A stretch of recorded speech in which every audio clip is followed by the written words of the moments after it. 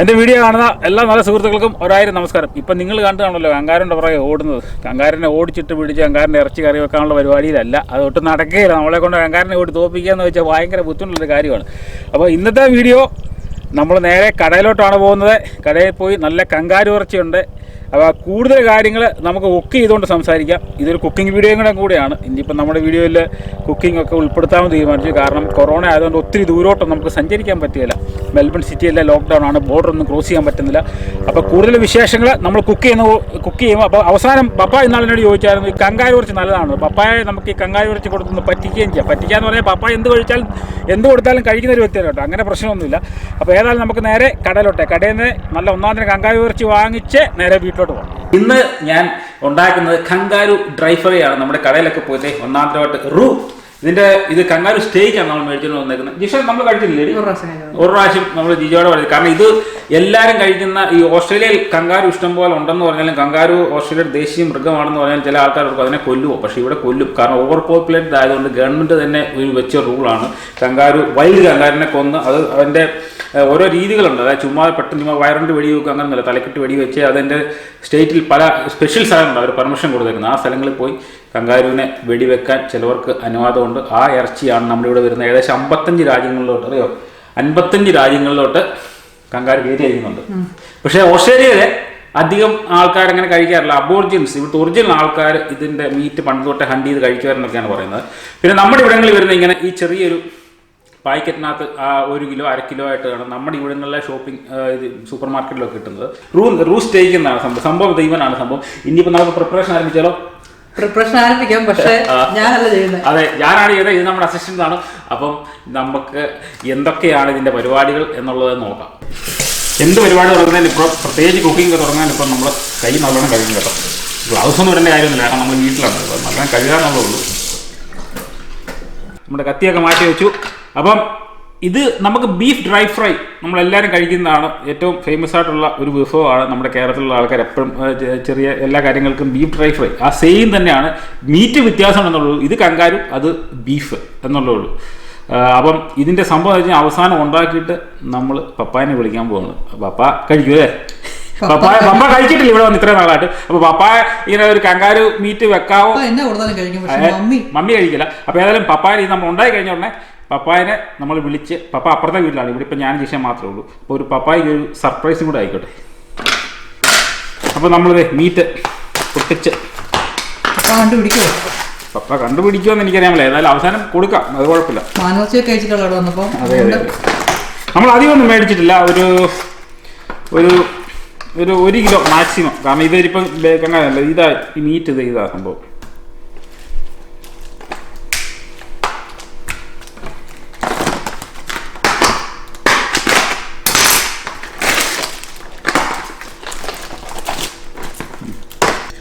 നമ്മളുണ്ടല്ലോ, ഏത് ഇറച്ചി കഴിച്ചാലും നമ്മുടെ നാട്ടിലെ നാടൻ ബീഫ് അതിൻ്റെ ഒരു ടേസ്റ്റ് പ്രത്യേകത അല്ലേ? അത് പറയാനുണ്ടോ? അതെ, ഞാൻ ഇവിടെ വന്ന ഇഷ്ടംപോലെ ബീഫും ഒക്കെ നമുക്ക് കഴിക്കുന്നത്. പക്ഷെ നാട് പ്രത്യേകത എന്തുകൊണ്ടാ? എനിക്ക് നാട്ടിലെ കാലാവസ്ഥ പുല്ലും ഒക്കെ അതിന്റെ പ്രത്യേകതയാണെന്ന് തോന്നുന്നു. പിന്നെ വേറൊരു പ്രത്യേകതകളുണ്ട്, നമ്മുടെ അമ്മമാരുടെ കൈ കൊണ്ട് ഉണ്ടാക്കി തരുന്നതിന്റെ അത് പ്രത്യേകത. അത് പിന്നെ അവരവരുടെ അമ്മമാരുണ്ടാക്കുന്ന ലോകത്തിലെ ഏറ്റവും വലിയ ഭക്ഷണം. പക്ഷേ ഈ ഞാൻ പറഞ്ഞ ഇറച്ചിയുടെ ഇതാണ് ഞാൻ പറഞ്ഞത്. ഇറച്ചിക്ക് ടേസ്റ്റ് നാട്ടിലെ ഇറച്ചി തന്നെയാണ്. ഈ ഇറച്ചി നമുക്ക് കാണുമ്പോൾ നല്ല ചുവന്ന ഇറച്ചിയാണ്. അതായത് നമ്മളെ ചുവന്ന ഇത്തിരി നിറം കൂടുതലാണ്. പിന്നെ ഒരു ചെറിയൊരു നമ്മുടെ ഈ മുയലിനൊക്കെ നമ്മൾ അതിനെയൊക്കെ വെട്ടിക്കുമ്പോൾ ഒരു ചെറിയൊരു മണമുണ്ട്. അപ്പോൾ ഇത് നമ്മൾ നല്ലോണം വാഷ് ചെയ്യുക. അപ്പോൾ നമ്മൾ ബീഫ് ഡ്രൈ ചെയ്യുന്നതുകൊണ്ട് തന്നെ നമ്മുടെ അടുത്ത പ്രൊസീജിയർ എന്താണെന്ന് ചോദിച്ചു കഴിഞ്ഞാൽ വളരെ സിമ്പിളായിട്ട് നമുക്ക് ഉണ്ടാക്കാൻ പറ്റുന്ന ഒരു ചെറിയ റെസിപ്പിയാണ്. എല്ലാവരും ചെയ്യുന്നതാണ്, അല്ല എനിക്ക് മാത്രം അറിയാവുന്ന സംഭവങ്ങളൊന്നുമില്ല. അവരവരുടെ രീതിയിൽ അവരവർ ഉണ്ടാക്കുക എന്നുള്ളതാണ്, വ്യത്യസ്തമാർന്ന് ഉണ്ടാക്കുക എന്നുള്ളതാണ്, അവരുടെ കല പ്രകടിപ്പിക്കുക എന്നുള്ളതാണ്. കാരണം ഈ സാധനം നമുക്ക് കറി വെക്കാനായിട്ട് നമുക്കുള്ളൂ. കാരണം ജിജോടെ അവിടെ വെച്ച് ഞങ്ങൾ ഇന്നാളെ ചെയ്ത് നോക്കിയിട്ടുള്ളതാണ്.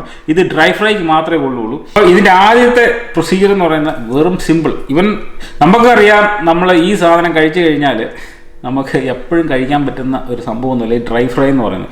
ഈ ഭക്ഷണത്തിൽ തന്നെയുണ്ട്, അത് ജിഷയ്ക്കറിയാം. ഈ ഭക്ഷണത്തിൽ തന്നെയുണ്ട് നമ്മളിപ്പോൾ പറയല്ലോ ഇന്ന മനുഷ്യൻ ആ പുള്ളി നല്ല ഹംബിൾ ആൻഡ് സിമ്പിൾ എന്ന് പറയല്ലേ എന്ന് പറഞ്ഞ കണക്ക് ഇവൻ അത്ര സിമ്പിളും ഹംബിളും അല്ല. ഉണ്ടായി കഴിഞ്ഞാൽ അവൻ ഇച്ചിരി അഗ്രസീവാണ്. എപ്പോഴും കഴിയാൻ പറ്റിയല്ല. PSC പഠിക്കാം, PSC കിട്ടും. PSC പെട്ടെന്നില്ല. എന്താ പറയുക PSC എന്നറിയോ? PSC എന്ന് പറഞ്ഞാൽ പ്രഷർ, ഷുഗർ, കൊളസ്ട്രോൾ. ഇവൻ ഡെയിലി നമ്മൾ കഴിച്ചു കഴിഞ്ഞാൽ PSC കിട്ടും. ഈ കൂടുതൽ അല്ല പപ്പ ഒരു കഷ്ണം 2 കഷ്ണം കഴിയുന്നതിന് വലിയ പ്രശ്നമൊന്നുമില്ല. അപ്പം നമ്മൾ മറ്റേ ബീഫ് ഉണ്ടാക്കുന്ന രീതിയിൽ തന്നെ നമ്മൾ കുക്കറിനകത്ത് ഇടുക. കുക്കറിനകത്ത് ഇച്ചിരി ഉപ്പും ഇച്ചിരി നമ്മുടേതായുള്ള ചെറിയ അത് ഞാൻ കാണിച്ചു തരാം. ആദ്യം ഇവനെ ഒന്ന് വാഷ് ചെയ്തെടുക്കട്ടെ.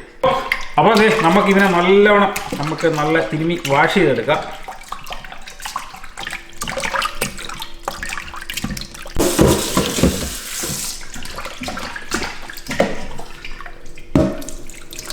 ഇതിൻ്റെ ആദ്യത്തെ സീക്രട്ട് പ്രൊസീജിയർ എന്ന് ഞാൻ പറയുന്നില്ല, എല്ലാവരും ചെയ്യുന്ന സംഭവങ്ങൾ തന്നെ.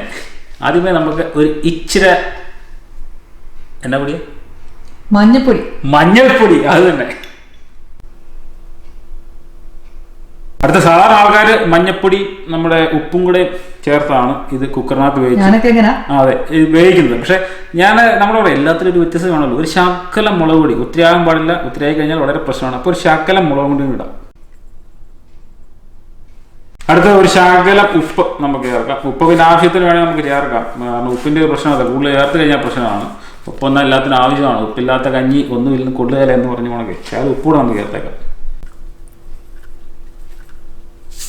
അപ്പോൾ നമ്മളെ പൊടിയെല്ലാം ഇട്ടു. ഇനി ഇവനെ നമുക്ക് ഇവനെ ഒന്ന് മിക്സ് ചെയ്യാം. ആ ഉപ്പും മഞ്ഞപ്പൊടി ഇച്ചിരി ഇട്ട ആ മുളക് പൊടിയും കൂടെ എല്ലാം നല്ല ഒന്ന് മിക്സ് ചെയ്തിട്ട് നമ്മളൊരു അരമണിക്കൂറിന് ഇവനെ ഒന്ന് റെസ്റ്റ് ചെയ്യണം. കാരണം ഏത് സാധനം ഉണ്ടാക്കുന്നതിനൊന്ന് റെസ്റ്റ് ചെയ്താൽ പിടിക്കാനായിട്ടുള്ള നല്ലതാണ്. അത് കഴിഞ്ഞ് കുക്കറിനകത്ത് നമ്മൾ അതിൻ്റെ വേവിൻ്റെ അനുസരിച്ച്, ഈ കങ്കാരൂവിൻ്റെ ഒരു ഇറച്ചി എന്ന് പറഞ്ഞാൽ ഹൈ ഫൈബറാണ്. അതായത് ഭയങ്കര ഫാറ്റ് കണ്ടന്റ് തീരെ കുറവാണ്. അപ്പം നമ്മുടെ ബീഫൊക്കെ ചിലപ്പോൾ 2 അടി അടിച്ചാൽ മതി, ചിലപ്പോൾ 2-3 അടിക്കേണ്ടി വരും. അത് നമ്മൾ നോക്കണം. ഏതായാലും ഒരു 2 എണ്ണം അടിപ്പിക്കാമെന്നാണ് ഞാൻ വിചാരിക്കുന്നത്. അതിൽ ഒന്നുകൂടെ നോക്കണം. ഇല്ലെന്നുണ്ടെങ്കിൽ വീണ്ടും ഒന്നുകൂടെ നമുക്ക് ഇവനെ അടുപ്പിച്ചിട്ട് വേണം അടുത്ത പരിപാടിയിലേക്ക് കിടക്കാൻ. അപ്പോൾ നമ്മളിത് കുക്കറിനകത്ത് വെച്ചിട്ടുണ്ട്. ഒരു 1/2 ഗ്ലാസ് വെള്ളം, ഒരു ഇച്ചിരി വെള്ളം കൂടി ഒഴിക്കുക. എന്നിട്ട് ഇവനെ മുമ്പേ പറഞ്ഞ കണക്ക് 2 എണ്ണം അടിപ്പിക്കുക. സംഭവം കഴിഞ്ഞു, പരിപാടി തീർന്നു. സിമ്പിൾ ആൻഡ് ഹംബിൾ അല്ല, അഗ്രസീവാണ്.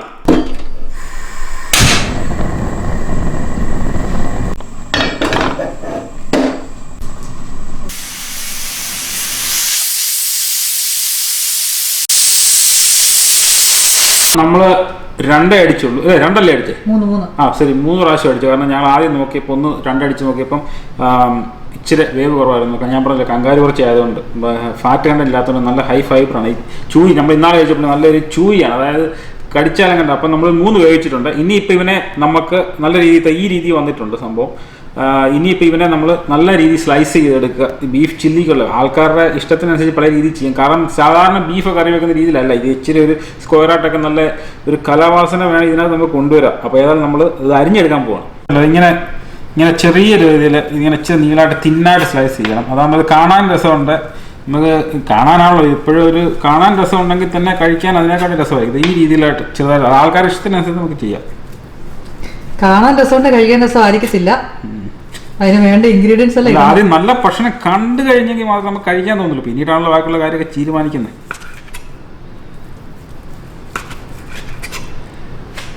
ഞങ്ങൾ നോക്കട്ടെ. ആയിക്കോട്ടെ.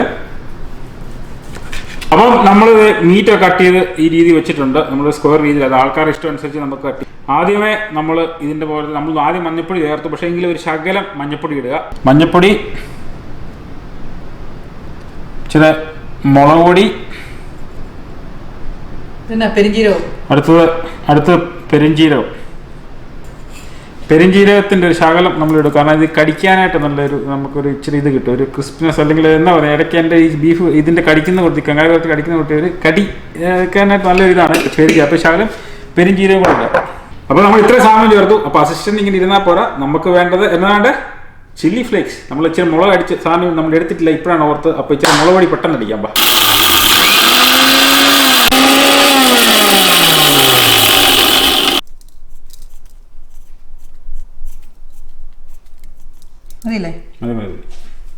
നമുക്ക് ഇച്ചിരി ജിഞ്ചർ ഗാർലിക് പേസ്റ്റ് ഇച്ചിരി കൂടുതൽ ഇടാം വേണമെങ്കിൽ. കാരണം ഇതിനു വേണ്ടി ഒരു ടേസ്റ്റിന് വേണ്ടി നമുക്ക് എക്സ്ട്രാ ഇടാം.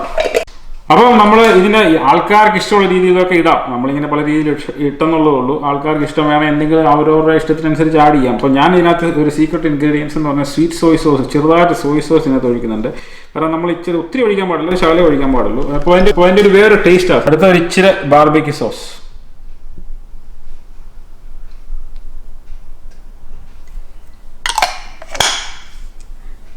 പിന്നെ ഒരു ഇച്ചിരി ടൊമാറ്റോ സോസ് കൂടെ നമ്മൾ ഇതിനകത്ത് ആഡ് ചെയ്യണം. ഒത്തിരി ഒന്നും വേണ്ട. ഞാൻ മുമ്പേ പറഞ്ഞ ആൾക്കാർക്ക് ഇഷ്ടമുള്ള രീതിയിൽ നമുക്ക് ഉണ്ടാക്കാം.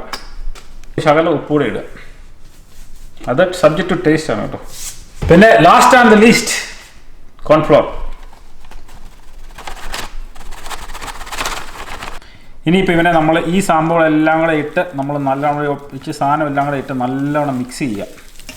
നല്ല അടിപൊളിയായിട്ട് നല്ല എല്ലാ സംഭവങ്ങളും എല്ലാ മീറ്റെല്ലാം പിടിക്കത്തക്ക രീതിയിൽ നല്ല രീതിയിൽ ഇളക്കുക. നമ്മളിത് ഈ സംഭവം എല്ലാം നല്ലോണം തേച്ച് പിടിപ്പിച്ച് നമ്മളൊരു സൈഡിൽ മൂലയ്ക്ക് ഒതുക്കിയാണ് വെച്ചേക്കാണ്. അവന് ഒരു സമയം കൊടുക്കാം, റെസ്റ്റ് എടുക്കാൻ, ചെറുതായിട്ട് ഉറങ്ങാൻ അവൻ്റെ സമയം കൊടുക്കാം. ഏതായാലും ഒരു അരമണിക്കൂർ നമ്മൾ വെച്ച് കഴിഞ്ഞാൽ നല്ലോണം പിടിക്കും. അത് കഴിഞ്ഞാലാണ് അടുത്ത പരിപാടി. ഓയിലെടുത്ത് ചൂടാക്കി സംഭവം കഴിഞ്ഞു. വെറും പറച്ചിലിൽ വളരെ സിമ്പിൾ ആൻഡ് ഹമ്പിൾ ആണ്, പക്ഷേ സംഭവം കഴിച്ച് കഴിഞ്ഞാൽ വളരെ അഗ്രസീവ് ആണ് ഞാൻ പറഞ്ഞു കൊടുക്കുക. അപ്പം ഇത് റെഡിയായി ഏകദേശം ഇതായി. ഇനി നമ്മൾ ഓയിലത്തിട്ട് വറുത്താൽ മതി. ഈ അഗ്രസീവ് ആക്കാൻ ഞങ്ങൾ അഗ്രസീവ് ആവുന്നതല്ലാതെ ആയിക്കോട്ടെ. അപ്പം നമ്മളിനിയിപ്പം ഒരു 10 മിനിറ്റ് വെച്ച് 10 അരമണിക്കൂർ വെച്ച് കഴിഞ്ഞാൽ ഉടനെ നമ്മൾ എണ്ണ ചൂടാക്കി അതിനകത്ത് ഫ്രൈ ചെയ്ത് കോരി എടുക്കുകയാണ്. സംഭവം കഴിഞ്ഞു, തീർന്നു. ഇനി കൈ കഴുകി സംഭവങ്ങളെല്ലാം പപ്പാന് വിളിക്കാൻ തുടങ്ങുകയാണ് നമ്മൾ. വിളിക്കാൻ പോകുന്നത് പപ്പായ പറയണം, ഇവിടെ ഇച്ചിരി ബീഫൊക്കെ ഞാൻ സ്പെഷ്യലായിട്ട് ഉണ്ടാക്കിയിട്ടുണ്ടെന്ന് പറഞ്ഞ് വിളിക്കാം. പപ്പ കഴിച്ചു കഴിഞ്ഞ് നോക്കട്ടെ ടേസ്റ്റ് എങ്ങനെ ആകുന്നു, പപ്പായ്ക്ക് എന്തെങ്കിലും അഭിപ്രായ വ്യത്യാസം ഉണ്ടാകുമോ, അല്ലെങ്കിൽ പപ്പായ്ക്ക് അതിന്റെ ടേസ്റ്റ് കഴിച്ചിട്ടില്ല, നമ്മളങ്ങനെ മേടിച്ചിട്ടില്ല. ഉറപ്പാണ്. ഇല്ലില്ല, അത് നേരത്തെ നമ്മൾ മമ്മി പക്ഷേ ചോദിക്കാൻ പറ്റില്ല. കാരണം മമ്മി അങ്ങനെ നമ്മൾ കൊടുക്കുന്നത് ശരിയില്ല. മമ്മി ഇങ്ങനെ വെറുതെ കൊടുത്ത് കൊളവാക്കണ്ട. അവൻ ഏകദേശം ഒരു അരമണിക്കൂർ റെസ്റ്റ് എടുത്തു, നമ്മളൊരു അരമണിക്കൂർ റെസ്റ്റ് എടുത്തു. കാരണം അത് പിടിപ്പിക്കാനുള്ള സമയം കൊണ്ട്. അപ്പോൾ നമുക്ക് വെളിച്ചെണ്ണ പല രീതിയിലുള്ള ആൾക്കാർക്ക് ഇഷ്ടമുള്ള ഓയിൽ ഉപയോഗിക്കാം. വെളിച്ചെണ്ണ ഉപയോഗിച്ചാൽ കൂടുതൽ ടേസ്റ്റ് ആയിരിക്കും. കാരണം നമ്മുടെ സ്വന്തം നാളികേരമാണല്ലോ വെളിച്ചെണ്ണ എന്ന് പറയുന്നത്. അപ്പോൾ നമ്മൾ പക്ഷേ ഇത് ഉപയോഗിക്കുന്നത് റൈസ് ബ്രാൻഡ് ഓയിലാണ് സാർ, നമ്മൾ ഇവിടെയാണ് മേടിക്കുന്നത്. അപ്പം അവനെ അങ്ങോട്ട് ഒഴിച്ച് ഇനി അവനെ നമുക്ക് ഫ്രൈ ചെയ്തെടുക്കാം. അപ്പോൾ നമ്മുടെ ഓയിലൊക്കെ ചൂടായിട്ടുണ്ട്. ഇനി ഇവനെ നമുക്ക് ചെറുതായിട്ട് ഒത്തിരി ഇട്ടിട്ട് കൊടുക്കുന്ന ചെറിയ ഫ്ലെയിമിൽ നമ്മൾ ഇവനെ അങ്ങോട്ട് ഇട്ട് കൊടുക്കാം. പലപ്പോഴായിട്ട് ഇടണം.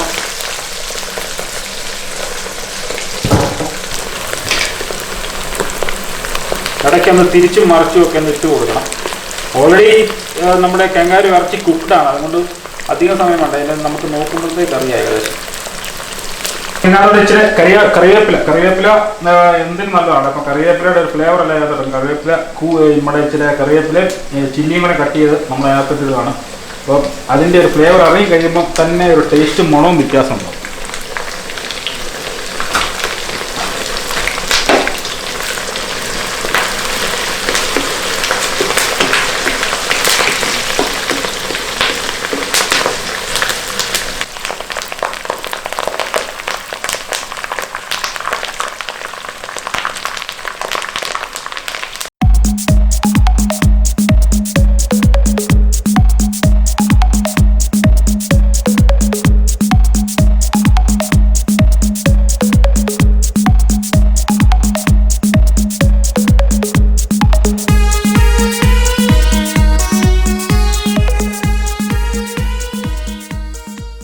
അപ്പോൾ നമ്മുടെ പരിപാടി കഴിഞ്ഞു. അതുവരെ ഞാൻ പറഞ്ഞു പപ്പ അപ്പുറത്താണ്, ജിജോയുടെ വീട്ടിലാണ്. അപ്പം പപ്പാനെ വിളിക്കാം. കങ്കാരു കുറച്ച് ആദ്യമായിട്ട് പപ്പ കഴിക്കാൻ പോകണം. അപ്പോൾ പപ്പായുടെ റിയാക്ഷൻ എന്താണെന്നൊക്കെ അറിയാം. മമ്മിയെ ഒന്ന് കഴിപ്പിക്കാൻ ശ്രമിച്ചു നോക്കാം, നടക്കില്ല. ഏതാണ്ട് ഫോൺ വിളിക്കട്ടെ.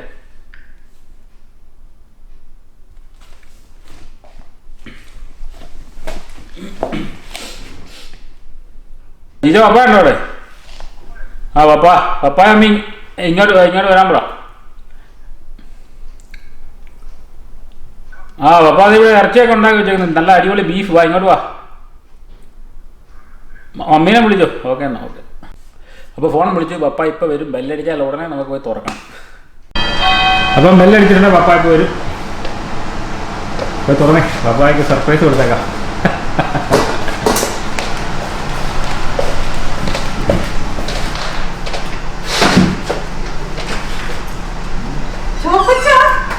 ആ ഇതാരേ പപ്പ നല്ല ബീഫ് ഉണ്ടാക്കിയത്. നമ്മുടെ മുഖം കാണിച്ചു, അകത്ത് കുഴപ്പമില്ല. ഓടൊക്കെ അല്ല ഇരിക്കട്ടെ. മാറ്റിക്കോ. നല്ല ബീഫുണ്ട്, മണം വരുന്നുണ്ടോ? നല്ല മണം വരുന്നുണ്ട്. അല്ല കേഴയോ വല്ലോ ആണോ? കേഴയൊന്നുമല്ല, നല്ല ബീഫാണ്. നമുക്ക് അയാൾ കഴിച്ചിട്ട് പപ്പ എങ്ങനെ പറ. അത് ഇത് നമ്മുടെ ജിജോയുടെ ഇളയ കൊച്ചനാണ് ജോപ്പൻ. മമ്മി ഏതാണ്ട് വരുന്നു. മമ്മി നമുക്ക് ഇച്ചിരി ബീഫൊക്കെ ഉണ്ട് കേട്ടോ. അപ്പൊ അതെ കഴിച്ചാൽ ടേസ്റ്റ് നോക്കിയോ പപ്പ? ഞാനിങ്ങനെ ഉണ്ടാക്കി വെച്ചേക്കാണ്. ആണോ? എന്നാൽ നമുക്ക് ടേസ്റ്റ് നോക്കിയേക്കാം. ബീഫിന് മുന്നോടിയായിട്ട് വല്ലതും ഉണ്ടോ? അത് നമുക്ക് നോക്കാം. ആദ്യമേ നമ്മുടെ ബീഫൊക്കെ ഉണ്ടാക്കി വെച്ചേക്കുന്ന ബീഫ് ഡ്രൈ ഫ്രൈ. പപ്പായ്ക്ക് ഇഷ്ടപ്പെട്ടൊരു ആഹാരമല്ലേ? നല്ല ചാപ്സ് ഉണ്ടാക്കി വെച്ചേക്കുന്ന പോലാണല്ലോ. അതെ, നല്ല കനം കുറച്ചൊക്കെ അരിഞ്ഞ്. ഇനി പപ്പ അത് ടേസ്റ്റ് ചെയ്ത് ഒരു സവോള ഇതൊക്കെ ടേസ്റ്റ് ചെയ്തിട്ട് എങ്ങനെ ഉണ്ടെന്ന് പറ. സംഭവം അടിപൊളിയാണെന്ന് പറഞ്ഞാ മതിയില്ലേ?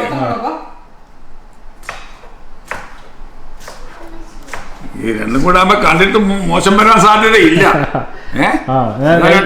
ടേസ്റ്റിൽ എന്തെങ്കിലും വ്യത്യാസം ഉണ്ടോ എന്തൊക്കെയാണെന്ന് പറഞ്ഞു. ഞാൻ ഉണ്ടാക്കിയതല്ല കേട്ടോ, ഷെഫ് ഉണ്ടാക്കിയതാണ്.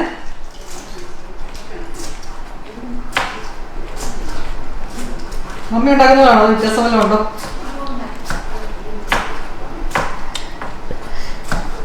എന്തെങ്കിലും വ്യത്യാസം ഉണ്ടോ?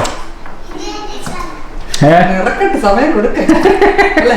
ഞാനൊരു ടേസ്റ്റ് ഒന്ന് പിടിക്കണ്ടേ? അല്ലാതെ ഇങ്ങോട്ട് വായിലോട്ട് വെക്കുമ്പോഴേ പറയാൻ നോക്കുക. അത് ശരിയാ.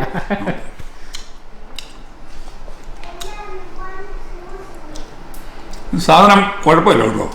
ബീഫാണോ? ബീഫാണോ അതോ കേടയാണോ? ഞാൻ കാര്യം പറയാം. ഇത് പപ്പ എന്നാലും ആഗ്രഹം മതില്ലേ, കങ്കാരൂ. അതാണോ ഇത്? അതാ സംഭവം. അടിപൊളി സാധനം. കങ്കാരൂ ഡ്രൈ ഫ്രൈ അടിപൊളി സാധനമാണ്. നല്ല ടേസ്റ്റ് ആണ്. നല്ല ഒരു ഇറച്ചിയുടെ ഒരു നൈസാണ്. അടിപൊളി സംഭവം അല്ലേ? അടിപൊളി സംഭവം. ഒരു കാര്യം ചെയ്യാം, നമുക്ക് ഇച്ചിരി ചോറൊക്കെ ഉണ്ടാക്കാം. എന്താ പറയുന്നത്, മമ്മിക്ക് ഇച്ചിരി കഴിഞ്ഞു കൊടുക്കാം. കാരണം മമ്മിയെ നമ്മൾ പറ്റിക്കുന്ന ശരിയല്ലോ. മമ്മി കഴിക്കുമോന്ന് എനിക്ക് സംശയം. മമ്മി ചോദിച്ചു നോക്കാം. അറിഞ്ഞാൽ കഴിക്കുകയില്ല. എന്നാ ചോദിച്ചു നോക്കാം. അതെ, സംഭവം പൊളി സാധനമാണ്. കങ്കാരൂ ഡ്രൈ ഫ്രൈ തന്നെ ഉണ്ടാക്കിയോണ്ട് പറയുന്നതാണോ? അല്ല, അങ്ങനെയല്ല. പപ്പ പറഞ്ഞോളൂ. ഇപ്പൊ പപ്പ ഏതായാലും കള്ളം പറയാം. പപ്പ എല്ലാവർക്കും പറയാം. പപ്പ ഉള്ളതൊക്കെ പറയുന്നത് സാധനം കുഴപ്പമില്ല. ഇച്ചിരി ചൂയാണ് എന്നുള്ളത്. ഇച്ചിരി കടിക്കാനായിട്ട് ഒരു ഇച്ചിരി ചൂയബിൾ. നമ്മുടെ ഒരു ബീഫ് കണക്കല്ല, എന്നാലും വേറെ ടേസ്റ്റ് ആണ് സംഭവം. അപ്പോൾ ഇതാണ് കങ്കാരൂ ഡ്രൈ ഫ്രൈ. അപ്പോൾ നിങ്ങൾ ഉണ്ടാക്കിയ ഫുഡ് വ്ലോഗ് ഒക്കെ വരുന്നുണ്ടല്ലോ. ഫുഡിന്റെ വ്ലോഗ് ഇനിയും വരുന്നുണ്ട്. കാരണം വേറെ ഒരു രക്ഷയില്ല. ഓസ്ട്രേലിയയിൽ ഇപ്പം പപ്പായ്ക്ക് വന്നപ്പോൾ മാസ്ക് വെച്ചുകൊണ്ട് വന്നിട്ടില്ലേ. നമ്മൾ ഈ എടുത്തുകൊണ്ടിരിക്കുന്ന സമയത്ത് മെൽബൺ സിറ്റിയിലൊക്കെ സ്റ്റേജ് 4 ലോക്ക്ഡൗൺ പ്രഖ്യാപിച്ചു. കർഫ്യൂ വരെ പ്രഖ്യാപിച്ചേക്കാണ്. അതായത് ഡിസാസ്റ്റർ എന്നാണ് അവർ പേര് കൊടുത്തേക്കുന്ന സംഭവം. അതായത് ഒത്തിരി കേസുകളൊന്നും ഇല്ലെങ്കിലും കേസുകൾ കൂടുതലും വീണ്ടും ലോക്ക്ഡൗൺ ചെയ്ത് നമുക്ക് യാത്ര ട്രാവൽ ചെയ്യാൻ പറ്റുന്നില്ല. നമ്മളെ ഇപ്പം ഞങ്ങളുടെ താമസിക്കുന്ന സ്ഥലത്ത് കേസസ് ഒന്നും ഇല്ല എന്ന് പറഞ്ഞാൽ തന്നെയും അവിടെ ഇവിടെ ഒരു കേസൊക്കെ അവിടെ കാണുന്നുണ്ട്. ബാസ്കോഷൻ എന്ന് പറഞ്ഞ ഒരു ഷെയറിലാണ് നമ്മൾ അവിടെ ഒരു കേസ് കാണുന്നത്. അപ്പം വീണ്ടും ഒരു പ്രശ്നമുണ്ട്. കമ്മ്യൂണിറ്റിയിലൊക്കെ കൂടുതൽ സ്പ്രെഡ് ചെയ്യാതിരിക്കാൻ വേണ്ടി അവർ സ്റ്റേജ് 3 ലോക്ക്ഡൗൺ നമ്മുടെ ഇവിടെ കൊണ്ടുവന്നേക്കാണ്. വീട് മാസ്ക് ഒക്കെ നേരത്തെ ഒന്നും വിടില്ലായിരുന്നു. ഇപ്പം മാസ്ക് ഒക്കെ വെച്ച് നമുക്ക് ഇറങ്ങാൻ പറ്റുള്ളൂ. അപ്പോൾ ഇതുപോലുള്ള ഫുഡ് വ്ലോഗ് ഒക്കെ ഇനിയും വരുന്നുണ്ട്. അപ്പോൾ ഇന്നത്തെ വീഡിയോ, ചെറിയൊരു കുക്കിംഗ് വീഡിയോ നിങ്ങൾക്ക് ഇഷ്ടപ്പെടുന്നു വിശ്വസിക്കുന്നു. ഞാൻ ഉണ്ടാക്കുന്ന മാത്രമല്ല, ഇനി അടുത്ത പപ്പ അടുത്ത കുക്കിംഗ് കയറും, ജിഷ കയറും, മമ്മി ഇവരെയല്ല. ഞാനൊരു പഴയ കുക്കറാണ്. അപ്പോൾ പപ്പ പഴയ കുക്കറാണ്. എന്റെ താല്പര്യം അനുസരിച്ച് ഞാൻ ഉണ്ടാക്കും. ഞാൻ കഴിക്കാറുണ്ട്. പഴയ കുക്കറാ, പക്ഷെ മമ്മി ഉണ്ടാക്കാൻ വന്നിട്ട് അടുത്ത് കഴിക്കുമല്ലേ. അപ്പൊ ഇനി നിങ്ങൾ വ്യാഖ്യാനിച്ചു. കുറച്ച് കുക്ക് ചെയ്താണോ മമ്മി യു കെയിലായിരുന്ന സമയത്ത് അല്ലേ? പപ്പയെ പറഞ്ഞ പപ്പ മമ്മി യു കെയിലായിരുന്നു. പപ്പ തന്നെ കുക്ക് ചെയ്ത് കഴിച്ചിട്ടുള്ള കാര്യമാണ് പറഞ്ഞത്. അപ്പൊ അത് നല്ല അടിപൊളി കുക്ക് തന്നെയാണ്. ഇനി തുടർന്നുള്ള വീഡിയോ, കുക്കിംഗ് വീഡിയോ പപ്പായും മമ്മിയും ജിഷ എല്ലാവരും വരുന്നതായിരിക്കും. ഇനി കുക്കിംഗ് വിത്ത് ഫാമിലി എന്ന് പറയുന്ന എപ്പിസോഡ് തന്നെ പതുക്കെ നമ്മൾ വരുന്നുണ്ട്. അപ്പം അടുത്ത വീഡിയോ കാണുമ്പോൾ എല്ലാവർക്കും നന്ദി, നമസ്കാരം.